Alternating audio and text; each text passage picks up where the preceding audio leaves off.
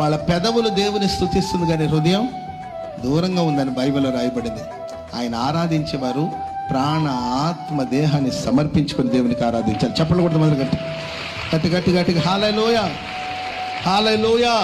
నీవు ఆరాధిస్తుండగానే దేవుడు నీకు ప్రత్యక్షం అవ్వాలి. నీవు స్తుతిస్తుండగానే దేవుని ప్రత్యక్షత నీకు కలగాలి.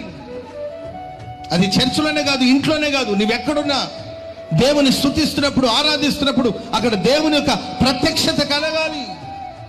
అక్కడ దేవుని యొక్క ప్రసన్నతను నీవు చూడాలి. నీ ఆరాధనలో దేవుని ప్రత్యక్షత నీకు కలుగుతుందా? నీవు ఆరాధిస్తున్నప్పుడు దేవుని యొక్క ముఖ దర్శనం నీకు కలుగుతుందా? నీవు ఆరాధిస్తున్నప్పుడు ఆరాధనను దేవుడు అందుకుంటున్నాడా?